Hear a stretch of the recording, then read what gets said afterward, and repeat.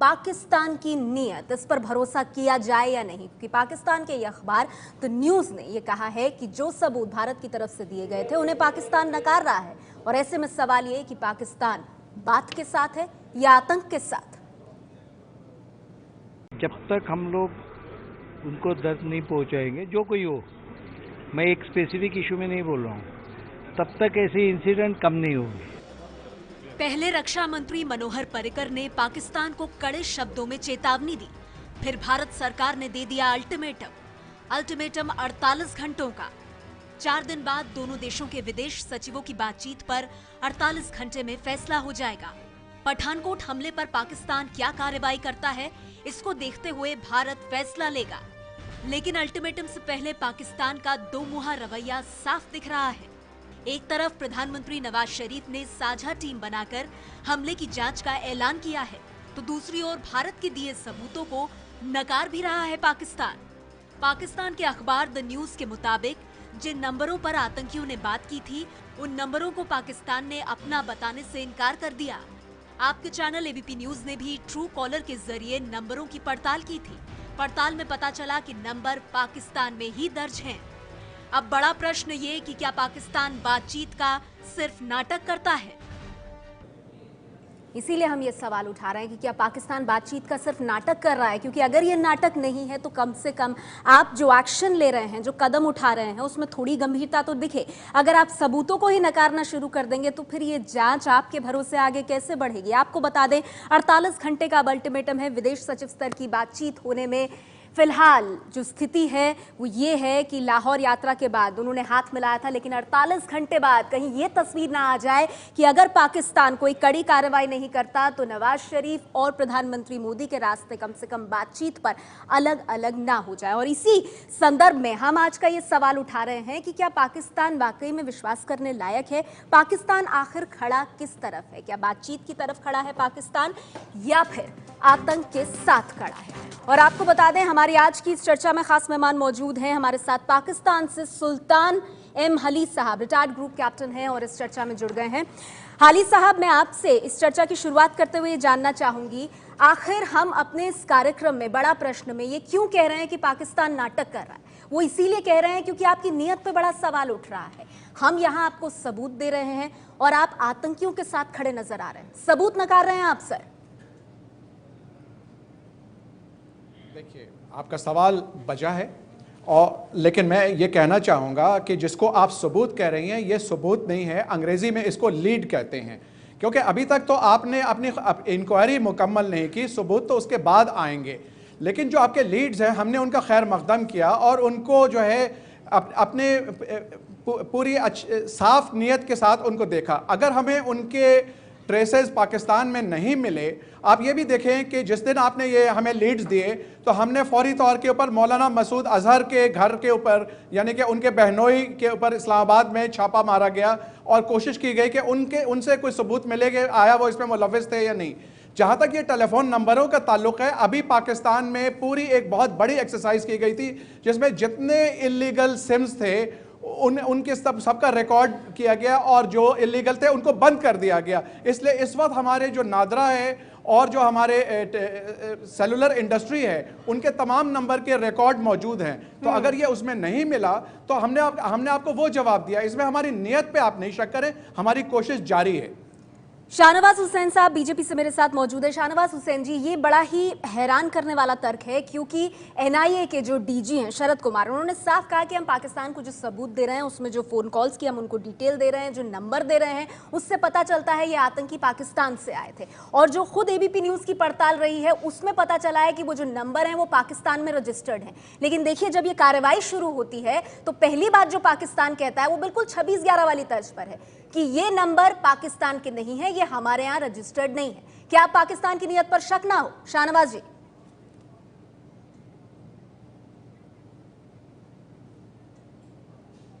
देखिए, सवाल ये है कि जो लोग वहां आए थे वो पाकिस्तान से आए थे, इसमें तो शक नहीं है उनको।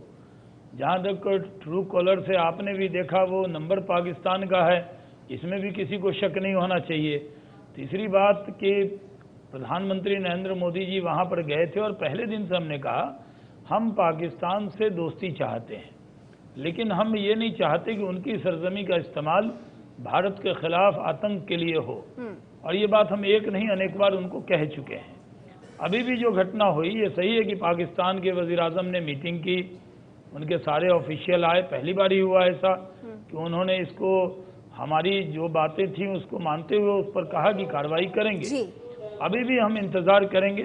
हाँ। हम उम्मीद करेंगे कि वो कार्रवाई करें और जो लोग वहाँ इस आतंकवाद में शामिल हैं उनके खिलाफ वैसे ही कार्रवाई हो जैसे अगर लेकिन कोई शाहनवाज पाकिस्तान में साहब, आतंक करता है अगर उसके उन खिलाफ नंबर्स जैसी को ही कार्रवाई रजिस्टर्ड नहीं वो बताया करते जा हैं, रहा वैसी कार्रवाई की है तो उम्मीद शाहनवाज उनसे है। साहब वो कार्रवाई कहाँ जाएगी? क्योंकि एनआईए तो यही उम्मीद कर रहा है कि पाकिस्तान सहयोग करेगा तो नंबर रजिस्टर्ड होंगे। अगर ये पाकिस्तान कहेगा तभी तो आगे चलकर वॉइस सैंपल्स देगा जिनसे आतंकियों ने बात की थी पाकिस्तान में।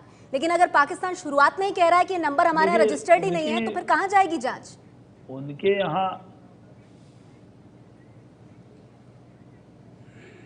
यहाँ तो ये भी 26/11 के हमले में ये भी कहा गया था कि अजमल अहमद कसाब ही नहीं पाकिस्तान का, लेकिन आपके चैनल ने कई जगह जाके उसका एड्रेस भी निकाल लिया। जी बिल्कुल। तो दिक्कत ये है कि पाकिस्तान उसको ऑन कैसे करे।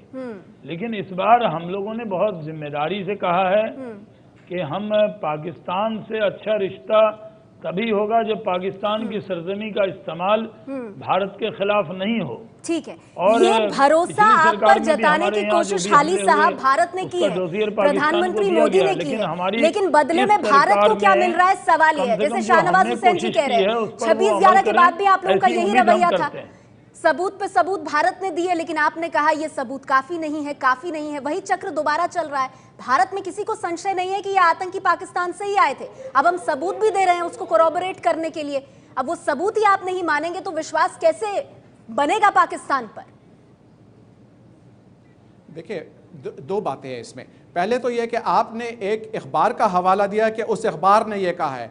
एक हमारा, अगर प्राइम मिनिस्टर नरेंद्र मोदी और नवाज शरीफ में इतने बेहतर ताल्लुकात हो गए थे, हमारे नेशनल सिक्योरिटी एडवाइजर्स एक दूसरे से बात कर रहे हैं, हमारे DGMOs के दरमियान एक हॉटलाइन मौजूद है, और फिर उसके अलावा फॉरेन सेक्रेटरीज की मुलाकात होने वाली है, होती है या नहीं होती है वो अलग बात है, लेकिन एक राब्ता तो है। तो क्या हमने ऑफिशियल चैनल से आपको ये बात बताई है या आप सिर्फ अखबार की एक बात उठा करके उसके ऊपर आपने आप अपने गुस्से का इजहार कर रही है? मेरी बहन, मैं आपसे ये कहूंगा कि आप थोड़ा सा इसके ऊपर सब्र कर ले, हमें ऑफिशियल चैनल से आपको ये बताने दें। अभी अगर मैं गलत नहीं हूं तो आप अभी ये कह रहे थे कि वो नंबर्स हमारे यहाँ रजिस्टर्ड नहीं है, और आपके मुल्क का जो अखबार है द न्यूज वो भी तो यही कह रहा है। तो फिर या तो आपके स्तर पर कोई कंफ्यूजन है, क्योंकि हम तो आप ही के मीडिया में जो खबर आई है उसी के आधार पर बात कर रहे हैं। हमारे यहाँ किसी को शक नहीं है ये आतंकी पाकिस्तान से आए थे। लेकिन देखें, आप भी जिम्मेदार हैं, मैं भी जिम्मेदार हूं। हम अखबारी रिपोर्टों के ऊपर जो है मुल्कों के ताल्लुकात के बेसिस नहीं बनाते हैं, हम बनाते हैं जो हमारे ऑफिशियल चैनल्स एक दूसरे से बात करें। जो जिन टेररिस्ट की आप बात कर रही हैं, क्या उनकी आइडेंटिटी अभी तक पता चल सकी है? मेरे इत्तला के मुताबिक, आपके अखबारों के मुताबिक, आपने इंटरपोल को ब्लैक लेटर लिखा है तो ताकि उनकी आइडेंटिटी निकल सके। हाँ। तो जब तक कि उनकी आइडेंटिटी नहीं निकलती और ये पूरी की पूरी इंक्वायरी मुकम्मल नहीं होती, एक दूसरे के ऊपर शक न करे, एक दूसरे को मौका दे। ठीक है, मेरे साथ यहाँ शिव शक्ति बख्शी साहब मौजूद हैं, कमल संदेश के एग्जीक्यूटिव एडिटर हैं। शिव शक्ति बख्शी साहब, आपने सुना हाली साहब को, उनकी बातों से आपको कितना इत्मीनान हो रहा है? क्योंकि यहाँ सीधी सी बात ये है कि पाकिस्तान को हमने सबूत दिया। अभी हाली साहब ने कहा भाई वो नंबर हमारे यहाँ रजिस्टर्ड नहीं है, फिर वो कह रहे हैं आप सिर्फ एक अखबार की रिपोर्ट का कैसे हवाला दे रही है। तो फ्लिप फ्लॉप तो हो रहा है ना। वही कहानी याद आ रही है जो 26/11 के बाद शुरू हुई थी, डिनायल मोड। देखिए, 26/11 का जो हम लोगों का अनुभव है वो बहुत ही अनुकूल अनुभव नहीं है और बहुत अच्छा अनुभव नहीं रहा।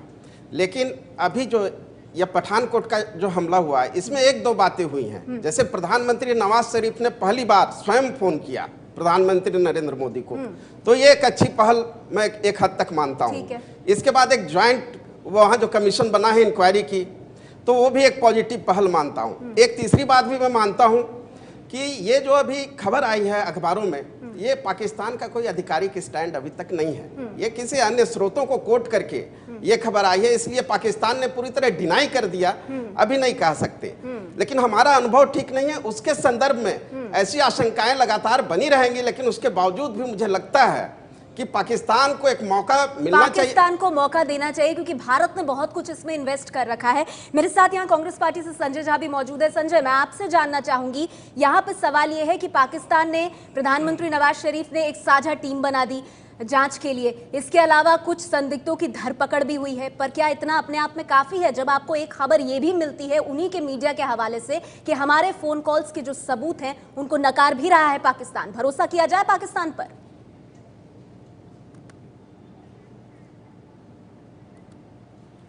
नेहा जी, यदि आप इतिहास को देखेगा तो ये हमारी बहुत बड़ी गलतफहमी होगी कि हम पाकिस्तान पे विश्वास करें और इस उम्मीद से बैठे रहें कि वो कोई कार्रवाई करेंगे। सच्चाई क्या है? सच्चाई है कि भारत पर जितने भी आतंकवाद के हमले हुए हैं उसके पीछे उनके मिलिट्री जनरल्स और आईएसआई का पूरा एक सहमति है और उनसे वो ज़्यादा उत्तेजित और उनको पूरा प्रेरणा मिलती है।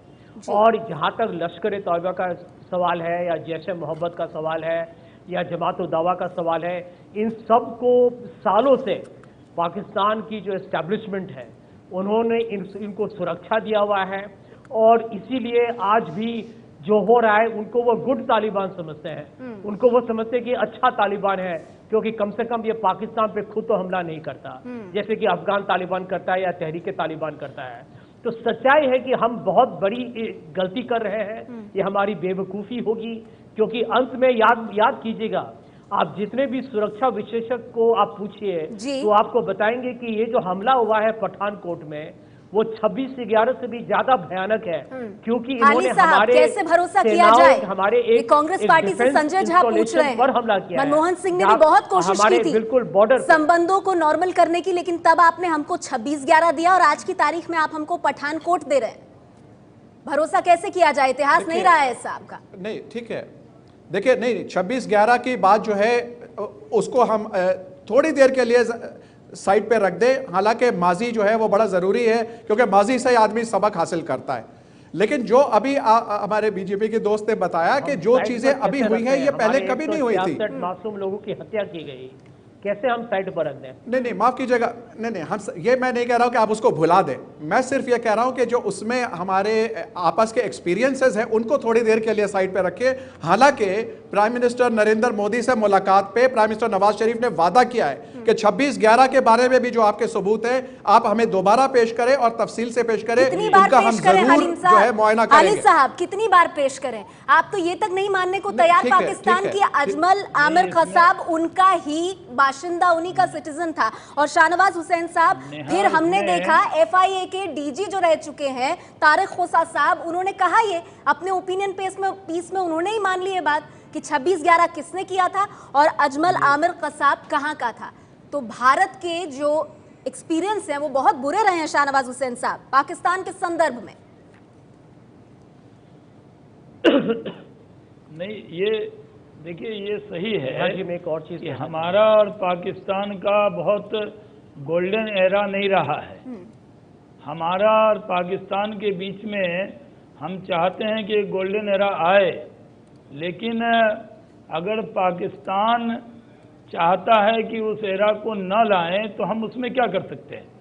पहले बार जब प्रधानमंत्री नरेंद्र मोदी जी ने शपथ ग्रहण समारोह रखा तो पहले उन्होंने बहुत बड़े दिल से पाकिस्तान के वजीर आजम नवाज शरीफ साहब को बुलाया। एक बात हम लोगों ने साफ कह दी है जी, हम आपसे दोस्ती चाहते हैं, लेकिन धमाकों की गूंज में बातचीत नहीं हो सकती। हम चाहते हैं कि पाकिस्तान टेररिज्म के खिलाफ लड़ता हुआ दिखे। अगर भारत में लोग मारे जाएं तो उस पर आप खुश ना हो, आप वैसे ही मातम मनाएं जैसे पाकिस्तान में कोई मारा जाए तब आपको दुख होता है, वैसा ही दुख आपको दिखना चाहिए। तब हमारे और आपके बीच में गोल्डन जो शाहनवाज हुसैन साहब कह रहे हैं वो पाकिस्तान में होता क्यों नहीं दिख रहा हाली साहब? क्योंकि हमला हमारे एयरबेस पर होता है और उसकी ट्रेनिंग आपके एयरबेस पे दी जाती है। बताइए कैसे होगी बातचीत ऐसे में? भरोसा कहां से आएगा? ये जो है ना, नहीं, ये इल्जाम है कि हमारे एयरबेस पे ट्रेनिंग दी गई। हमारे एयरबेस पे तो हमले हुए हैं, हमने अपने जहाज खोए हैं, हमने अपने जवान खोए हैं। जबकि आपके यहाँ पठानकोट में बकौल आपके, और जो कि खुशाइंद बात है कि आपके तमाम एसेट्स जो हैं वो महफूज रहे। हाँ, जानी नुकसान हुआ 7 जानों का, जो कि जिसके लिए हमें अफसोस है, लेकिन आप ये देखिए ना कि आगे बात कैसे हो रही है। तो हाली साहब, आगे बात तब होगी ना जब हम आपको जो समझा रहे हैं कि अगर आप ही पीड़ित हैं और आप ही की धरती से आतंकवाद हमारे ऊपर आ रहा है, तो यही तो हम आपको समझा रहे हैं, और यही अगर आप नहीं समझ रहे हैं तब दिक्कत आ रही है। ये मौका है आपके पास कि आतंकियों पर आप कार्रवाई करें, जैसा शाहनवाज जी कह रहे हैं, जैसे संजय झा कह रहे हैं, जैसा यहाँ मेरे साथ मौजूद शिव शक्ति बख्शी साहब कह रहे हैं कि हमको इस बात में कोई शक नहीं है कि वो आतंकी पाकिस्तान से आए थे, और हमने कई सबूत उसके दिए हैं आपको। अब गेंद आपके पाले में है हाली साहब। जी बिल्कुल, हमारे कोर्ट में है, और लेकिन उसके ऊपर कोशिश जारी है। हमने ये नहीं कहा आपसे कि हम इससे बिल्कुल मुबर्रा है। इससे पहले कभी भी नहीं हुआ कि आर्मी, हुकूमत और जितने उनके एडवाइजर्स हैं सब मिल करके आपस में बात करें और उसके बाद आपको बताएं कि हम सब इसको सीरियसली जो है इसके ऊपर तफ्तीश करेंगे। और अगर हमने ये वादा कर लिया है तो आप खुदा के लिए इसको आप रद्द नहीं करें, सिर्फ थोड़ा सा वक्त दें और मौका दें। संजय झा, आप इस पर क्या कहेंगे? हाली साहब इस पर बहुत ज्यादा जोर दे रहे हैं। वो कह रहे हैं कि ऐसा आपने कभी देखा अतीत में, यूपीए के वक्त में जब आप लोगों की सरकार थी और आपका डायलॉग चल रहा था पाकिस्तान से, ऐसा हुआ कि फोन कॉल गया हो नवाज शरीफ की तरफ से प्रधानमंत्री मोदी को, आया हमारे देश के प्रधानमंत्री को, फिर एक साझा टीम बनती है जांच के लिए, संदिग्धों की धरपकड़ होती है, ये सब पहले नहीं हुआ, हाली साहब कह रहे हैं। इसीलिए इस बार भरोसा कीजिए। तो संजय, आप क्या कहेंगे इस पर? भरोसे लायक है पाकिस्तान?